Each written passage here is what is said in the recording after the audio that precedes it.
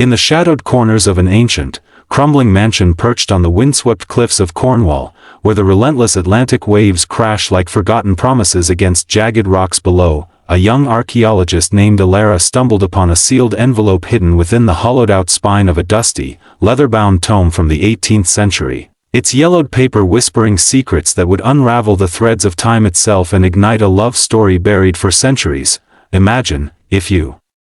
will, the chilling thrill of hearing your own name murmured by a voice from the grave, a viral sensation that has left millions questioning the veil between past and present, for this is no mere tale, but the haunting echo of whispers of forgotten love that could change how you see eternity forever. Elara's fingers trembled as she pried open the envelope under the flickering light of her lantern, the air thick with the musty scent of aged oak and sea salt infiltrating through cracked window panes, revealing a letter penned in elegant, faded script by a woman named Isabella Harrington, dated 1789, confessing a forbidden passion that defied the rigid hierarchies of Georgian England, where love between a noble lady and a lowly stable hand was a scandal punishable by exile or worse. As Elara read aloud the first lines, "My dearest Elias, though the world conspires to tear us asunder, my heart beats only in the rhythm of your whispers," a sudden gust extinguished her light,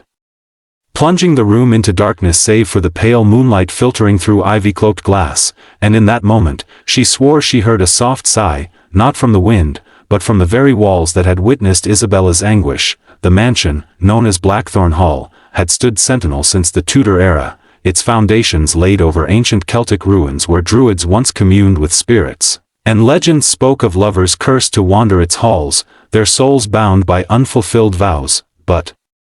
Elara, a skeptic forged in the fires of modern academia with her doctorate from Oxford specializing in historical romances of the Enlightenment period, dismissed such folklore as romantic nonsense peddled to tourists. Yet as she delved deeper into the letter, the words painted a vivid portrait of Isabella, a raven-haired beauty with eyes like storm-tossed seas, trapped in a loveless marriage to Lord Reginald Harrington, a tyrannical merchant whose fortunes were built on the brutal transatlantic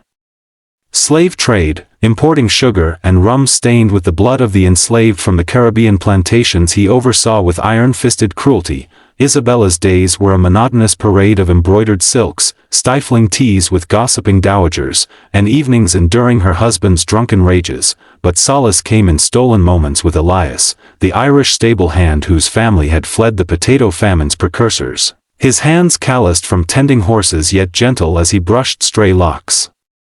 from her face during clandestine meetings in the hayloft, where the scent of fresh straw mingled with the forbidden thrill of their touches. The letter detailed their first encounter, when Isabella, riding side-saddle through the misty moors on a spirited mare named Shadow, had been thrown during a sudden storm, and Elias, with his brogue-laced voice and piercing green eyes, had carried her back to the hall, his strong arms cradling her like a precious artifact, igniting a spark that burned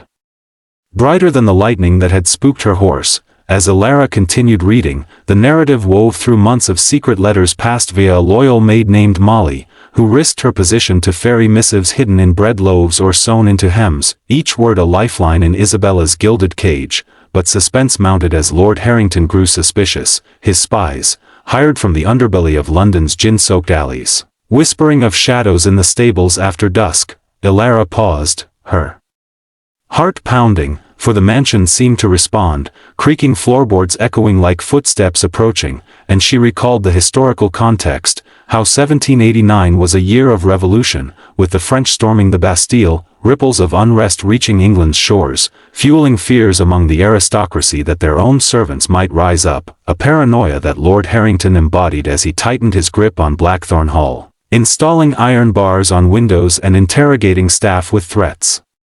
of the workhouse. Isabella's letter confessed her plan to flee with Elias on the eve of the harvest moon, packing jewels and a map to a smuggling cove where a ship bound for the Americas awaited, promising a new life free from chains. But tragedy loomed as Elias was of theft, a planted silver candlestick in his court, and flogged publicly in the courtyard, his back lacerated under the overseer's whip while Isabella watched from her tower window, her screams silenced by a gag from her husband. The vivid descriptions in the letter brought tears to Elara's eyes, painting the scene with historical accuracy, the flogging post weathered from centuries of such punishments, the crowd of servants murmuring in hushed Gaelic and Cornish dialects, dialects that echoed the region's Celtic roots intertwined with invading Saxon and Norman influences, shaping a land of myths where love and loss were as eternal as the standing stones on the moors. As night deepened, Elara felt an inexplicable pull to explore further, venturing into the hall's labyrinthine corridors lined with portraits of stern ancestors, their eyes seeming to follow her, oil paints cracked with age revealing layers of underdrawings that hinted at altered histories. Perhaps loves erased by familial decree. She descended into the cellar, where wine racks from the Regency era held bottles encrusted with dust, and there, behind a false wall discovered by accident when her flashlight beam caught a loose brick, she found a hidden chamber, its air stale and heavy with the scent of decayed roses, containing a trunk filled with more letters, faded ribbons, and a locket engraved with intertwined initials, I and E, inside which nestled a miniature portrait of Elias, his features strikingly similar to Elara's late fiancé, lost to a car accident 2 years prior, a resemblance that sent chills down her spine, blurring the lines between coincidence and destiny. Suspense built as she pieced together the story, learning from subsequent letters how Isabella, pregnant with Elias's child, had been confined to her chambers, her husband plotting to claim the heir as his own while secretly arranging for Elias's deportation to the penal colonies in Australia. A fate worse than death in that era of scurvy-plagued voyages and chain gangs under the scorching sun. But Elias, resilient and fueled by love, escaped his bonds with help from sympathetic smugglers tied to the Cornish wreckers, those infamous coastal folk who lured ships to doom with false lights, salvaging cargoes in defiance of crown taxes, a practice rooted in the economic hardships following the English Civil War. He returned under cover of fog, scaling the cliffs with ropes fashioned from horse reins, to spirit Isabella away, their escape route through hidden sea caves carved by millennia of tides, where bioluminescent algae glowed like fairy lights, illuminating their path as they whispered vows of eternal love amidst the echoing drips and distant thunder of waves. Yet fate intervened cruelly, as Lord Harrington, alerted by a traitorous Molly who cracked under torture, ambushed them at the cove, his pistol gleaming in the moonlight, a shot ringing out that felled Elias into the foaming surf, his blood staining the pebbles as Isabella's cries pierced the night.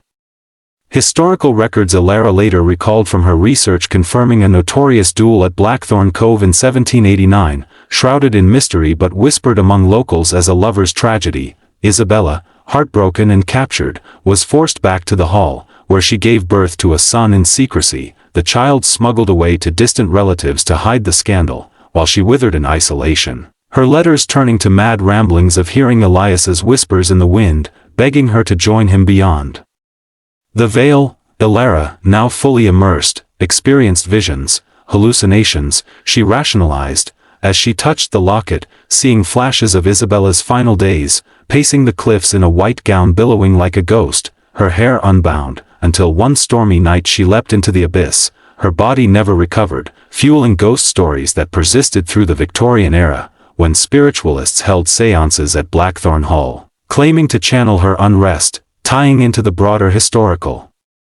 fascination with the occult during Queen Victoria's reign, influenced by losses in the Crimean War and the rise of mediums like the Fox sisters across the Atlantic. But as Elara sat amid the artifacts, the whispers grew audible, not imagination but an ethereal voice murmuring her name, drawing her to the cliff's edge where the moon hung low, and there, in a twist of fate, she encountered a stranger, a historian named Ethan, whose green eyes mirrored Elias's portrait, researching the same legend. His presence no accident but a convergence of souls, as he revealed his own discovery of a descendant's diary confirming the child's lineage traced to Elara's family tree, making her a direct heir to Isabella's forgotten love. Suspense peaked as they uncovered the final letter, hidden in the locket's secret compartment, a farewell from Isabella prophesying that true love would echo through generations, whispering until reunited, and as Elara and Ethan shared a tentative kiss under the stars. The winds calmed, the whispers fading into peaceful silence, suggesting the curse lifted, a resolution blending historical depth with modern romance, where forgotten love finds its voice anew, proving that some bonds transcend time. Levy.